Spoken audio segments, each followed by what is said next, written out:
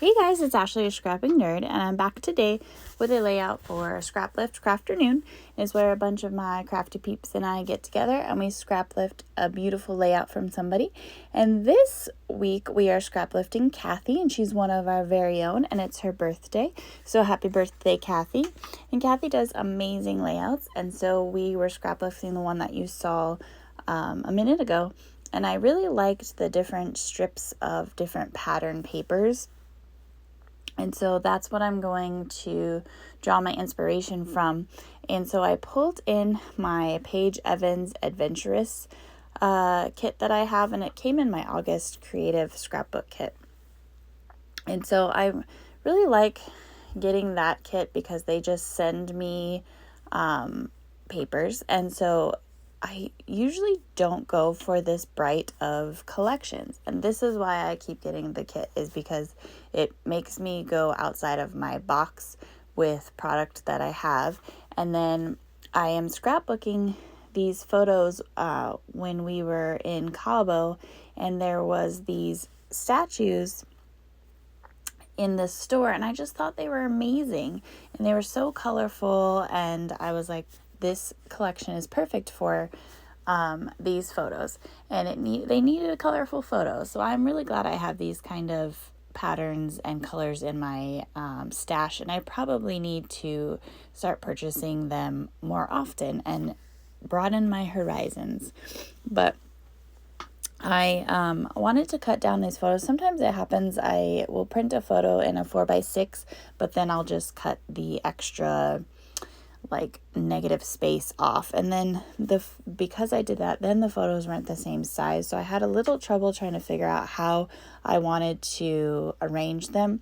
And in Kathy's inspiration layout, she had 2 photos, and they were in the middle, and it was on, like, there was a photo block that they were on, and I really liked that, and I tried that.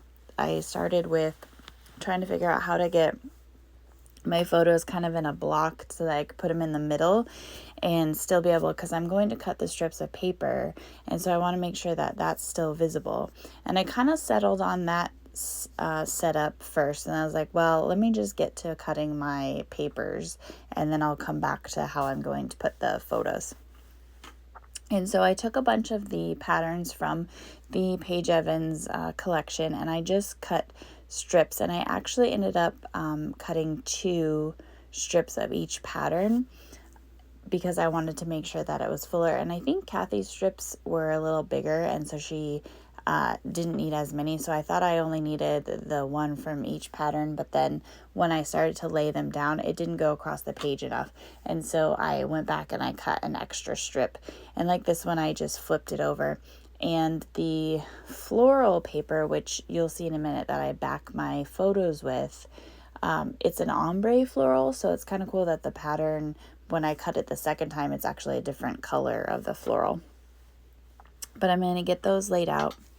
It's so funny watching this video, and like, I'm a ginger, and so I'm really white, and I'm allergic to the sun, but it cracks me up because when I don't wear my watch, it looks like I tan, but really it's like a reverse tan because my watch makes it so that I don't have freckles right there. And so it looks funny watching this video. I'm like, look at me and my tan, when in reality, it's just that I don't have freckles under my watch.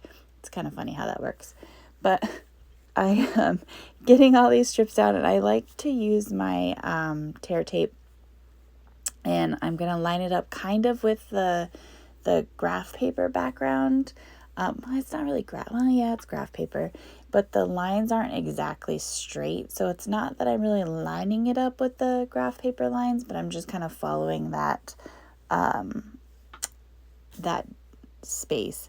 And I thought I would use this kind of dark green for my photo mats, but then I really liked this ombre floral, and so I'm going to cut all 3 photo mats from this, and they're just a little bit different because of that ombre, and so that's why I liked that.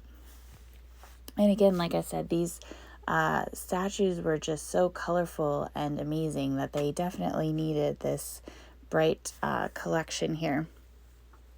And so I'm getting those all cut.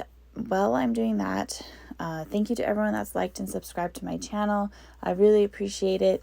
I enjoy every week participating in the Scraplift Crafternoon, and so that's on Sundays where we all post our take on an inspiration layout that we've scrap lifted, and all the information is going to be in the description box below, and it'll have Kathy's page, so make sure you go give her some love on her page, tell her happy birthday and how wonderful she is, and then make sure you check out all of the other ladies that are hopping along and also scrap lifting Kathy for her birthday. You can go on their page and give them some love and tell them how wonderful they are as well. And the playlist is also in the box as well.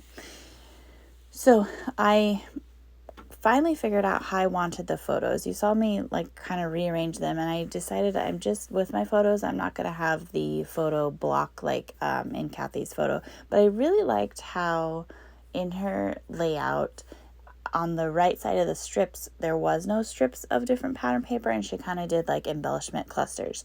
So I decided I'll have one photo that kind of hangs over that, have my two photos of the statues on the left, and then the picture of me with, well, I guess a selfie with the statue on the right.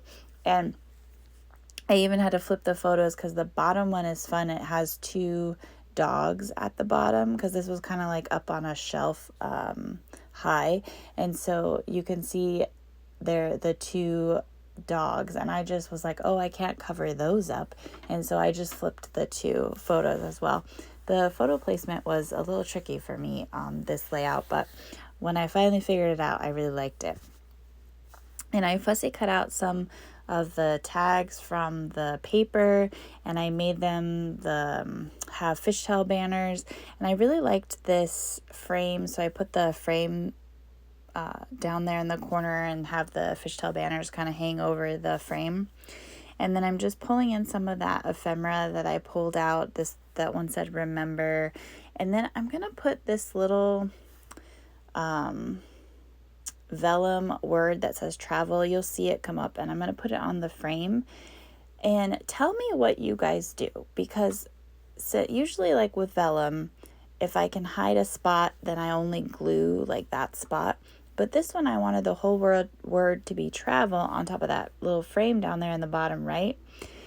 And I wasn't sure how to glue it so you see it. So I tried putting glue on the back of it, and like the whole back, kind of like painting glue and putting that down, but it still dried differently, so it's kind of splotchy, and there's no getting that up, like it's stuck. That's how it is. So how do you guys stick vellum down when the whole piece is a vellum piece and you want to see all of it?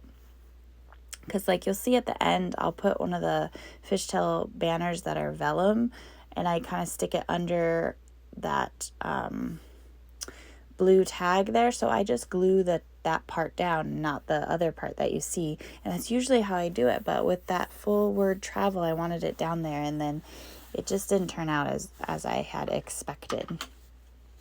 So give me some tips on how you guys get your vellum down.